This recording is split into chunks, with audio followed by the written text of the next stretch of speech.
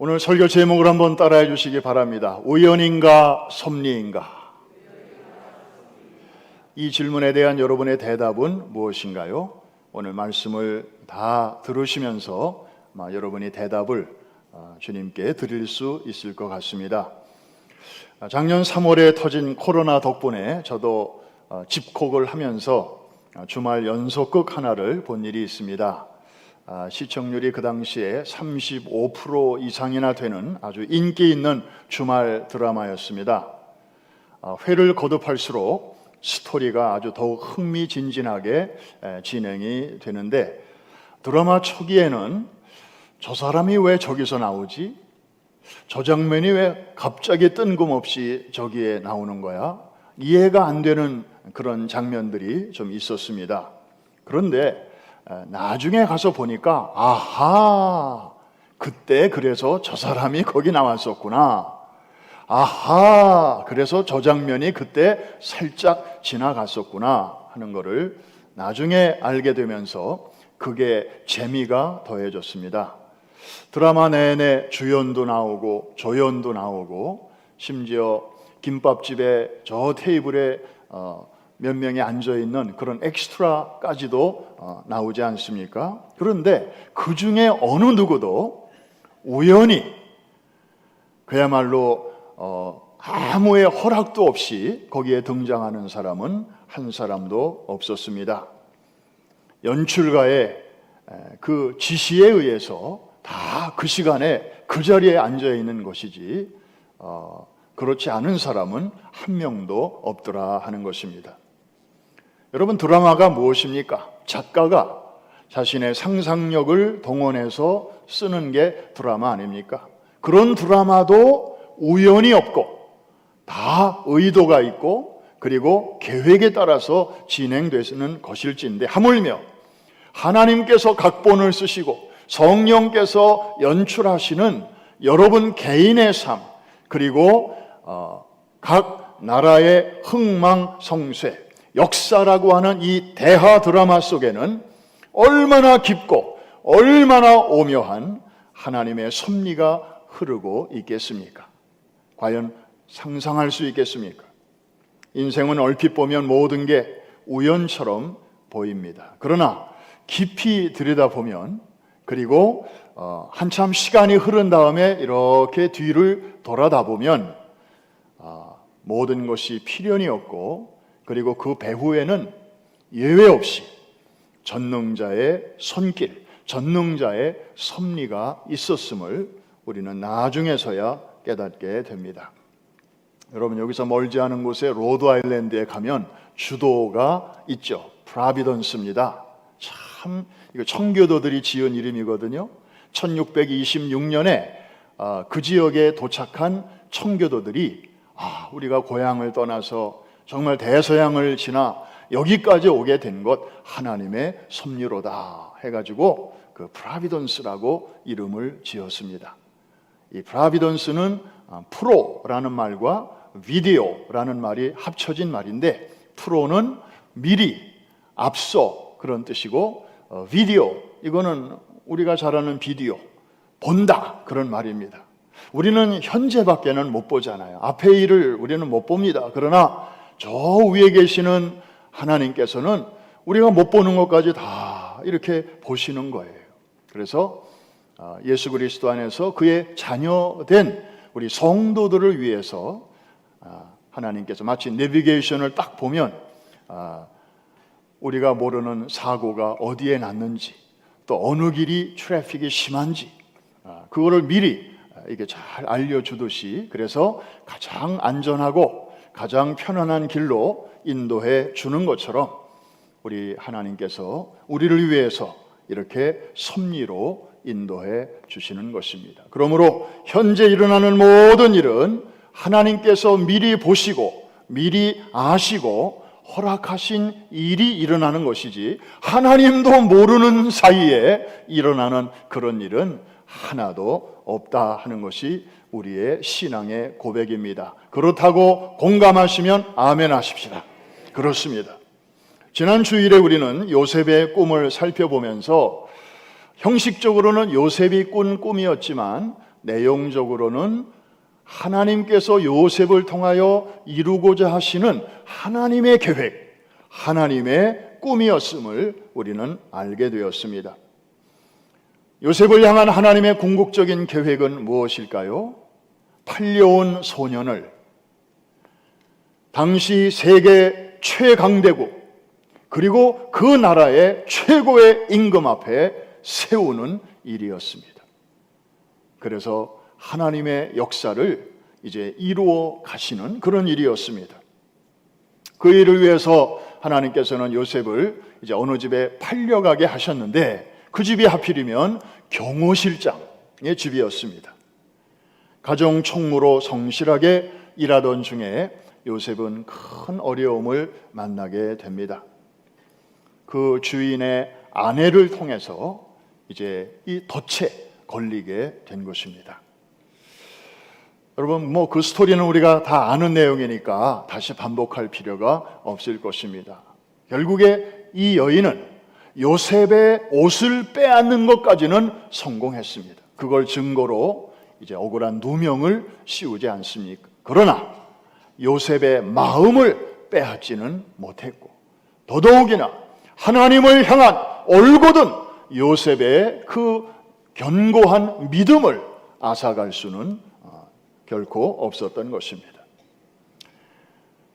결국 이런 경우에 보통의 경우는 이제 쥐도 새도 모르게 죽임을 당하게 되죠. 아니, 주인의 아내를 범한 종을 누가 그냥 둡니까?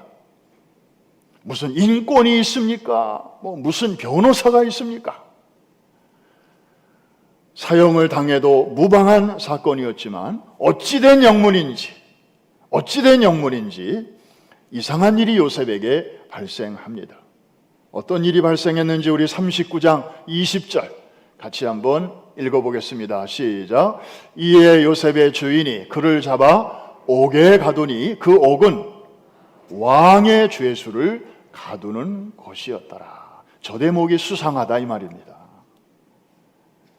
아니 그냥 죽이면 되는데, 그냥 없애면 되는데 또 그럴 만한 상황 아닙니까? 그런데 이제 옥에 가두었는데 그것도 일반 유치장이나 형무소가 아니고 왕의 죄수를 가두는 곳에 요셉이 들어가게 되었습니다.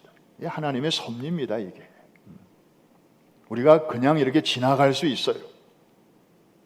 그런데 뭔가 영적인 복선이 저기에 깔려 있는 것입니다. 이곳에서 아니나 다를까 요셉은 두 사람을 만나게 됩니다. 인메이트로, 감옥의 동기로 이제 만나게 됩니다. 이 두 사람은 정확하게 알 수 없는 이유로 이제 감옥에 들어오게 된 것입니다. 그런데 여러분, 제가 깜짝 놀랐어요. 이 당시에 이집트의 역사를 보니까 이 성경과 관련된 내용이 나옵니다. 여러분, 우리나라 그 역사도 보면 고려는 왕건이 세웠고 또 이씨 조선은 이성계가 이렇게 세우지 않았습니까? 그 짧은 역사에도 그런데 이집트라는 이 장구한 역사를 가진 이 왕조를 보면 여러 개의 왕조가 이제 등장했다가 사라지고 또 등장하고 사라지고 하는데 그 중에 12왕조를 창시한 사람이 아메넴하트 1세라는 사람이었습니다. 이 사람이 마치 왕건과 같은 이성계와 같은 그런 사람이었습니다. 그런데 이 사람이 암살을 당합니다. 누구에게? 가까운 신하들에게 암살을 당합니다. 그래서 아버지의 뒤를 이어서 아들이 이제 임금이 되었는데 아버지를 죽인 반역자들을 다 색출해 가지고 이제 보복을 가합니다.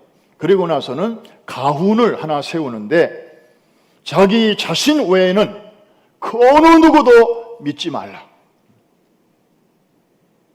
그런 가훈을 남기게 됩니다.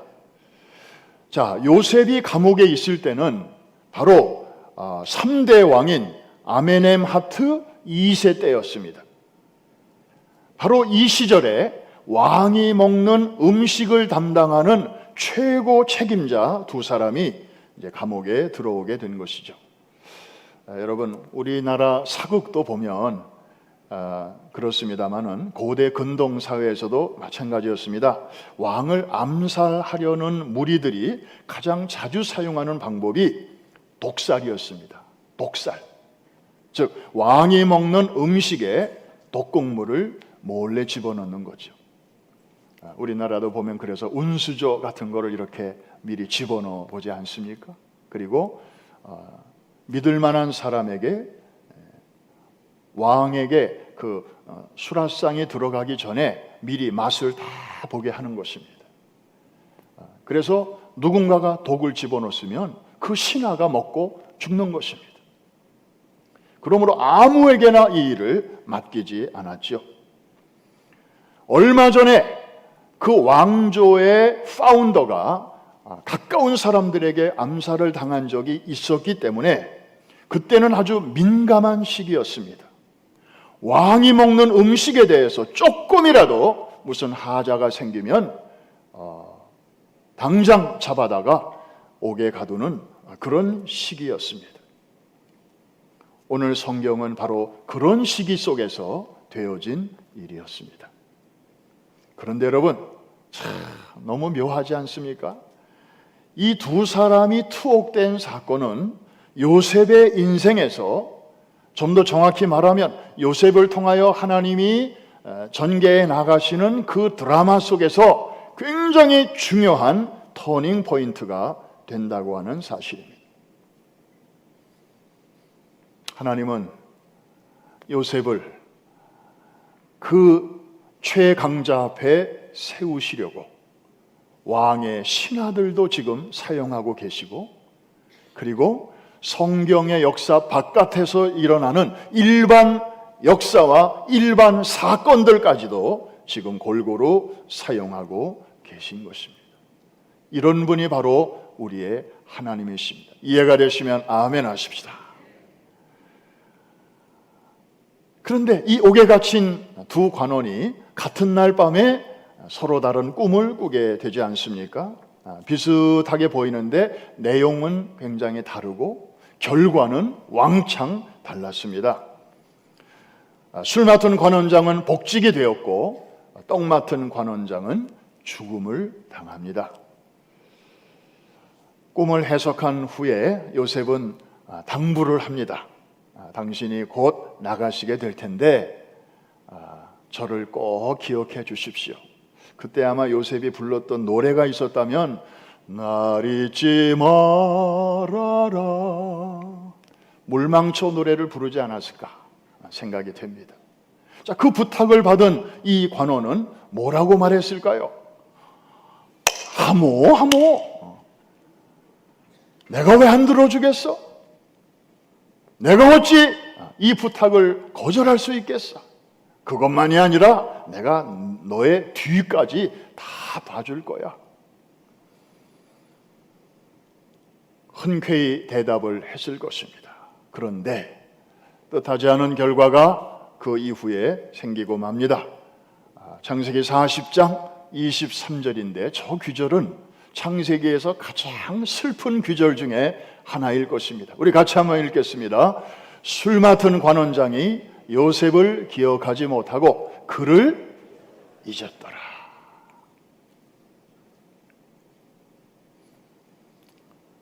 이 사람이 나간 다음에 요셉의 마음은 어땠을까요?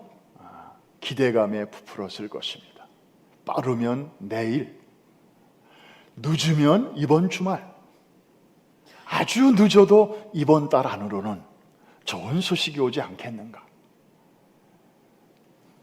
그런데 이게 웬일입니까? 6개월이 지나도 1년이 지나도 그 다음 장 1절을 보면 어느새 2년이 지나갔습니다.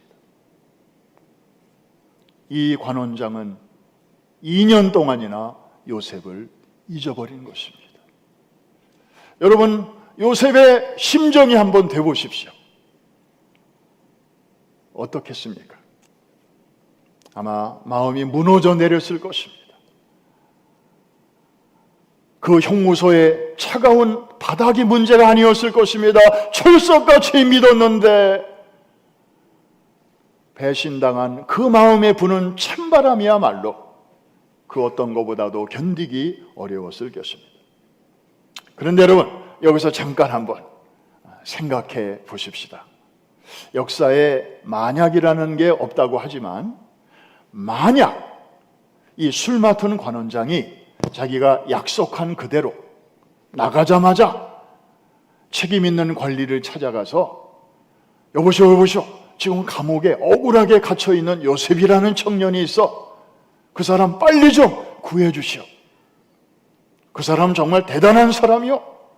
이렇게 수를 쓰고 손을 써서 정말 빠른 시간 안에 요셉이 석방되었다고 하면 어떤 일이 벌어졌을까요?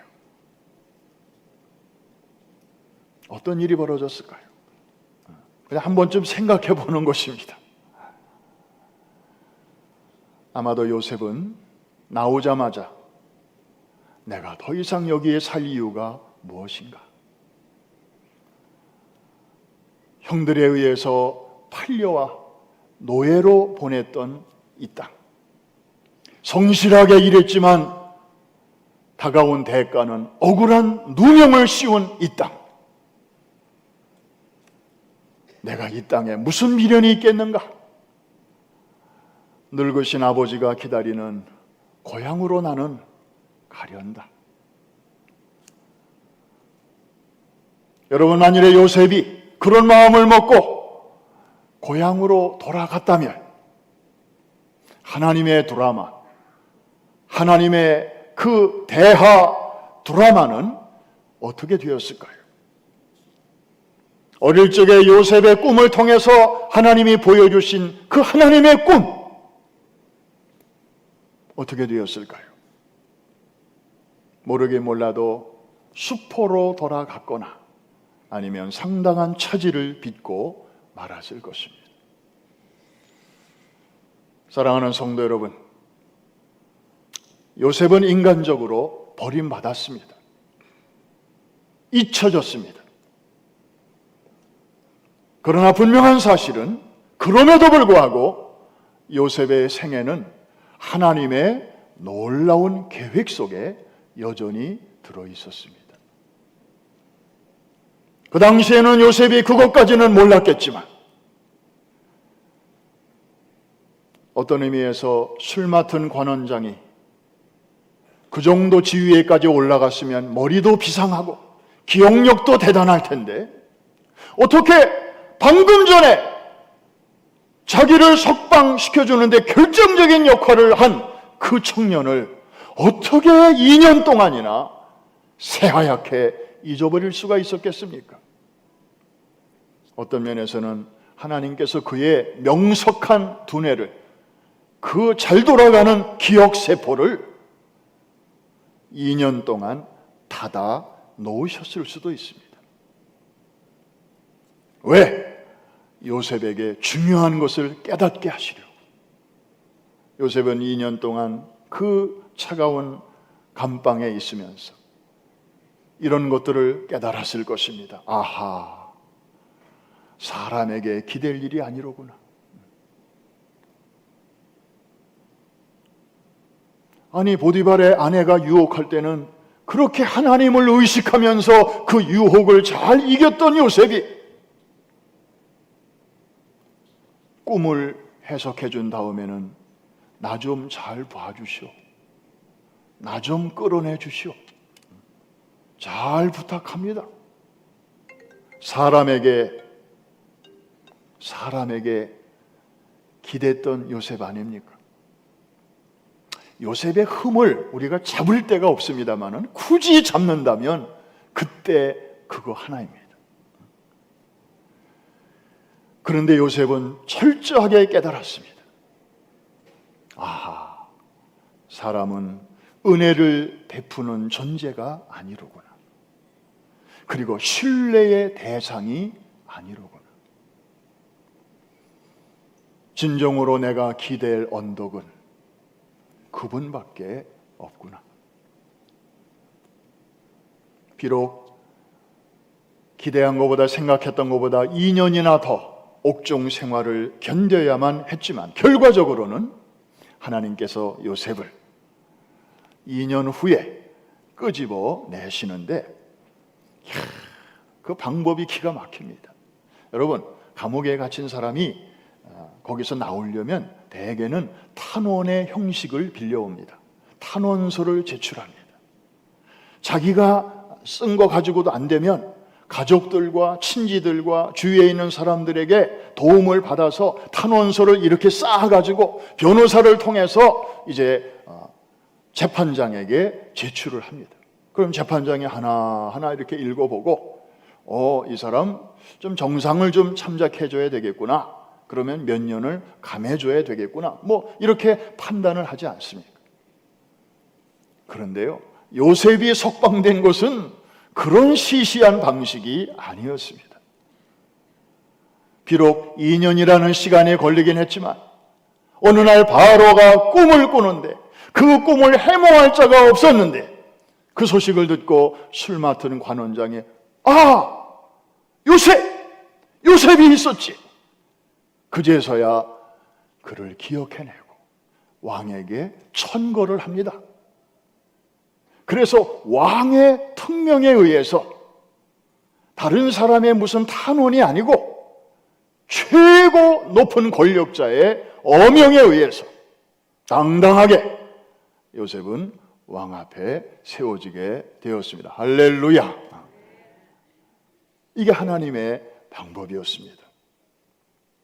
뿐만 아니라 사람의 어떤 은혜가 아니라 하나님의 지혜와 하나님의 권능으로 서야 할 자리에 하나님이 그를 세우셨던 것입니다. 그런 의미에서 요셉의 그 잊혀진 2년은 결코 헛된 시간이 아니었습니다.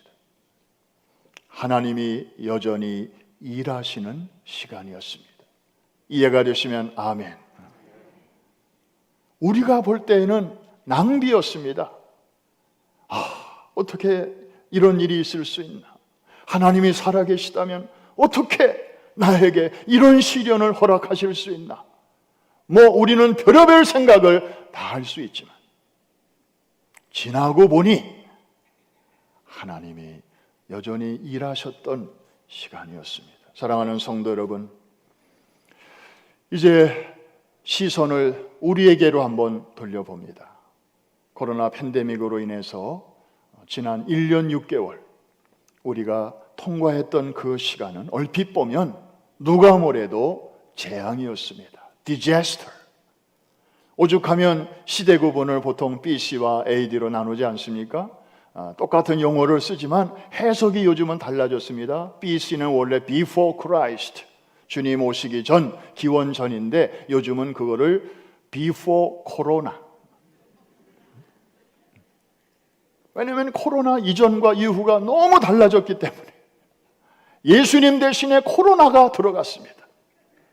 그리고 AD, 이거는 Anno Domini, After the Lord, 주님이 오신 이후, 즉 서기 시대라는 뜻인데 요즘은 그 똑같은 용어를 쓰지만 해석이 달라졌습니다. After disaster. 그런데 여러분, 지금도 이 코로나의 그 여파가 우리의 삶을 많이 어렵게 만들고 있지만, 그러나 우리는 많은 소중한 것을 깨달았던 기간이기도 했습니다.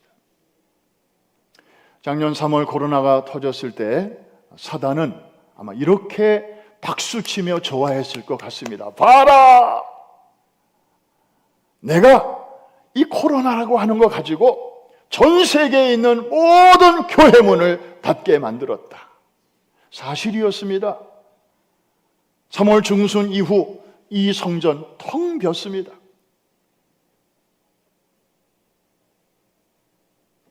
대부분의 교회들 아무도 들어올 수 없었습니다. 너무 썰렁했습니다. 사단의 말이 일견 옳은 것처럼 보였습니다. 사람들은 그제서야 교회를 막 그리워하기 시작합니다.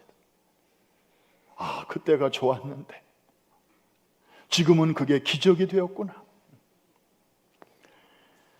그러나 사단이 이겼다고 박수치고 있을 때 하나님은 빙그레 웃으시며 이렇게 말씀하시는 것 같았습니다.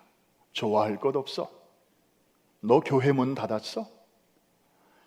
나는 모든 내 자녀들의 가정을 교회로 만들었어. 할렐루야. 그래가지고 주일날마다 가정에서 찬송소리, 기도소리, 말씀이 선포되는 소리가 진동을 하는 거예요. 하늘에 사무치는 거예요. 할렐루야. 이거 팬데믹 덕분입니다.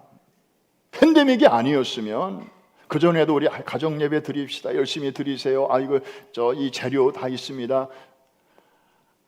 어려웠습니다.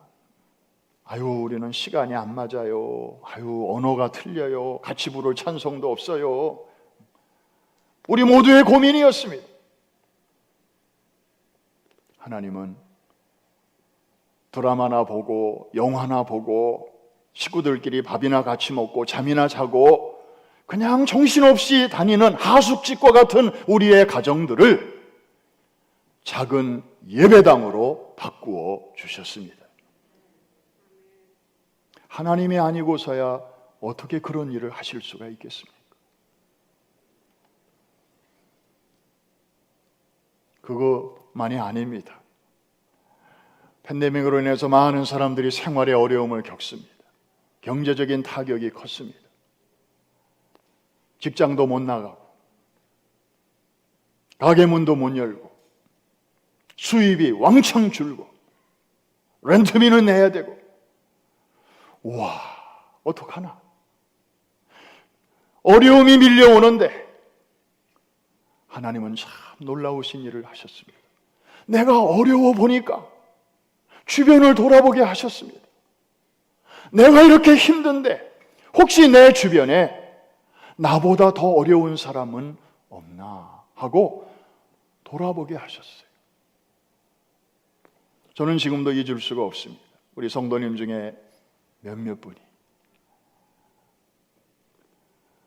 찾아오셨는데 목사님 식구가 많다 보니까 가족이 많다 보니까 어려운 분들이 교회 안에 많죠. 이거 제가 그냥 좀 특별한 때 쓰려고 모아놨던 건데 그 어려운 분들 꼭 필요한 분들에게 좀 나눠주십시오. 제가 아는 한 그분도 그렇게 넉넉한 편이 아니에요. 그냥 빠듯하게 살아가는 평범한 분이에요. 어려워 보니 어려운 사람들이 눈에 밟히게 하셨습니다. 교회적으로도 그동안 선교하느라고 사실은 가까이 있는 분들을 잘 살펴볼 여유가 없었습니다. 그런데 보니까 이 지역에만 해도 홈리스들이 모여 사시는 기관이 4군데나 있습니다.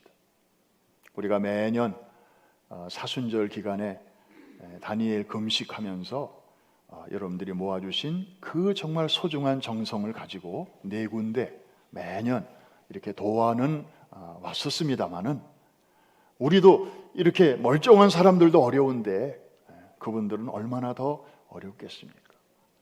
마침 거버먼 훗도 막 들어오고 또 마스크도 막 들어오고 그래서 그런 것들을 그분들과 이렇게 그 어느 때보다도 풍성하게 또 자주 나누게 되었습니다.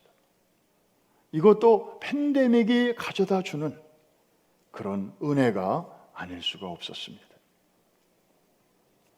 그리고 지금 생각해 보니까 에셀나무 프로젝트 이거 팬데믹 기간 동안에 하나님께서 잉태케 하시고 금년 5월에 퀸즈에서 6월에 뉴저지에서 이거 성도들에게 소개하면서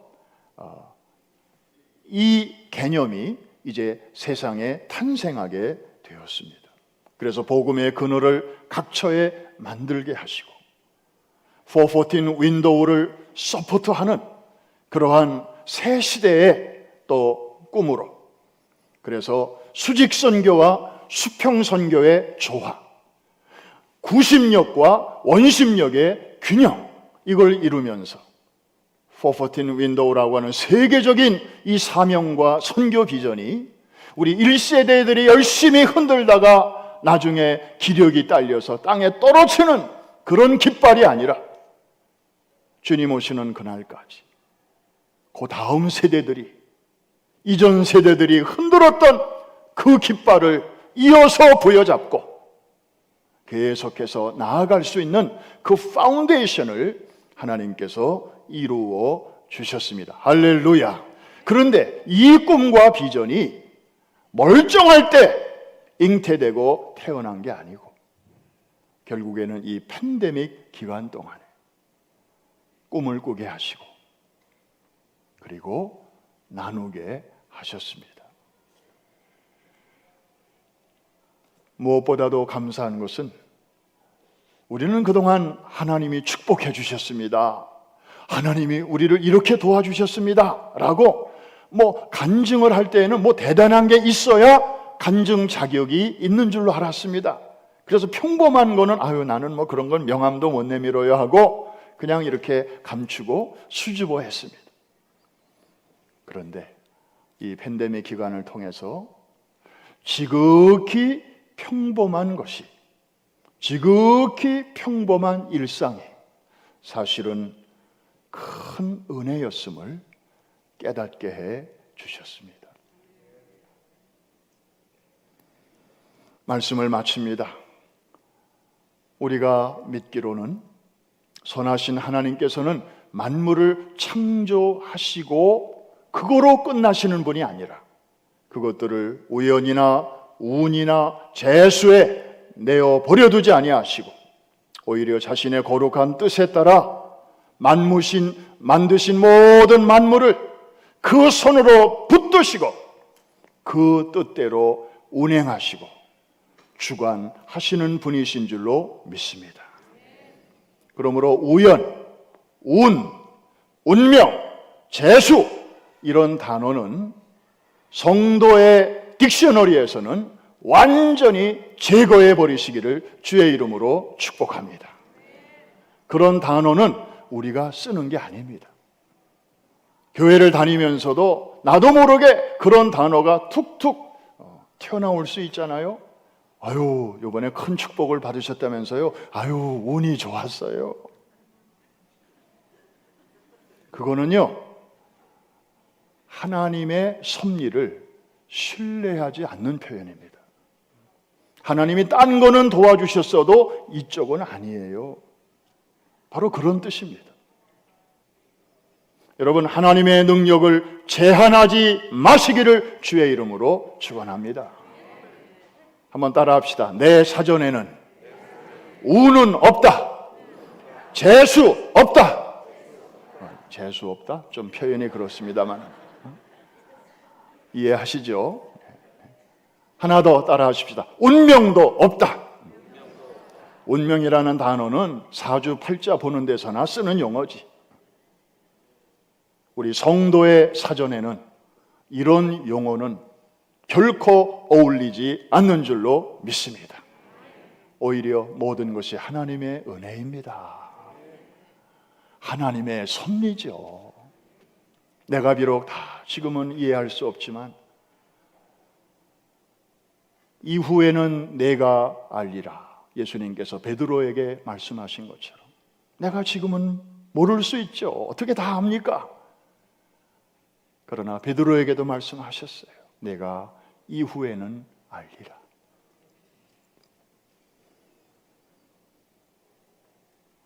해 아래 우연은 없습니다. 다시 말씀드립니다.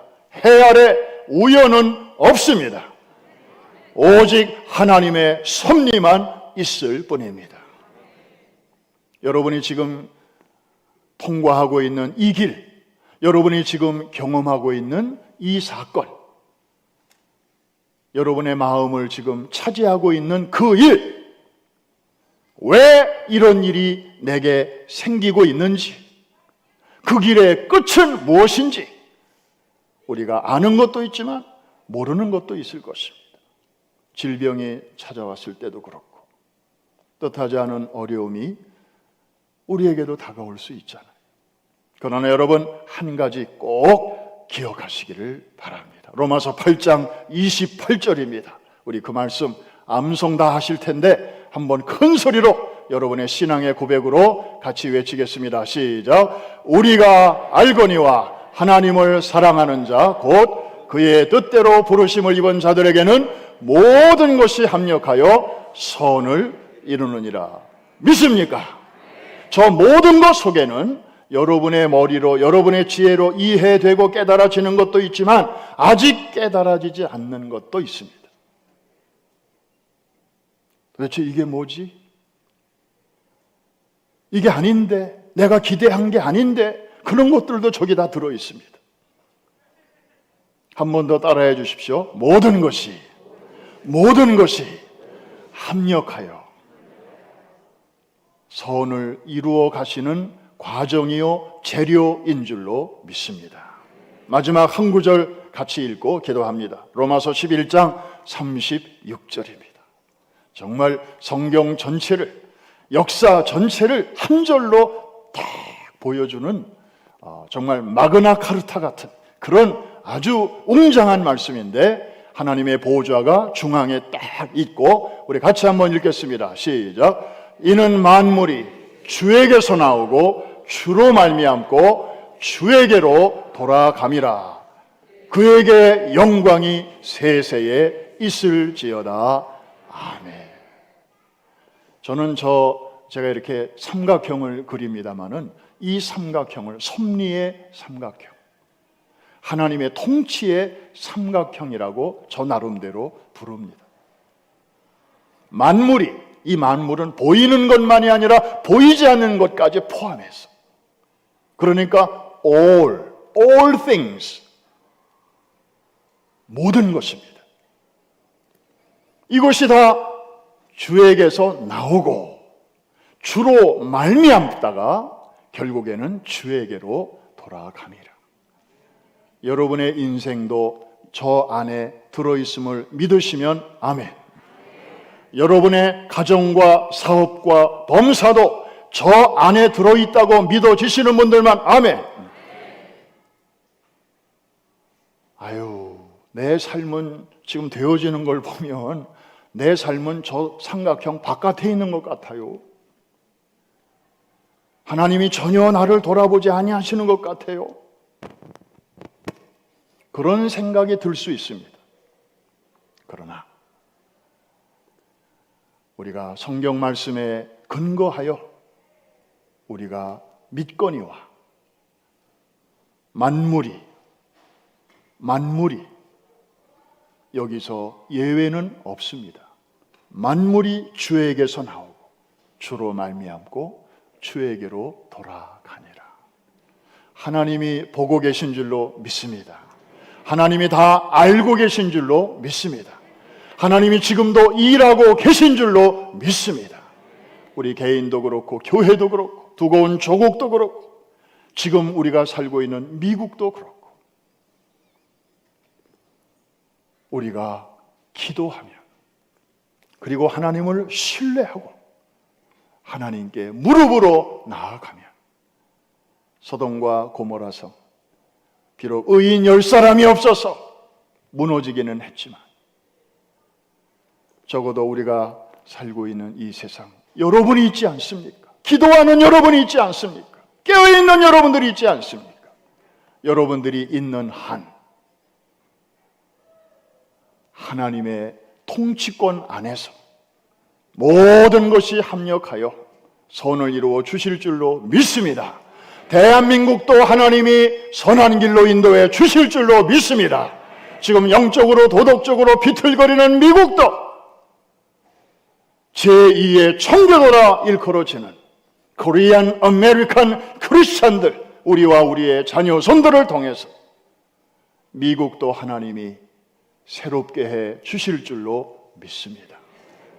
이 신앙을 가지고 팬데믹도 잘 이기시고 팬데믹 변종도 이기시고 그 이후의 시대에도 하나님의 자녀답게 잘 통과하시는, 그래서 새로운 간증거리들을 많이 품고 살아가시는 여러분 모두가 되시기를 주의 이름으로 축원합니다. 축복합니다.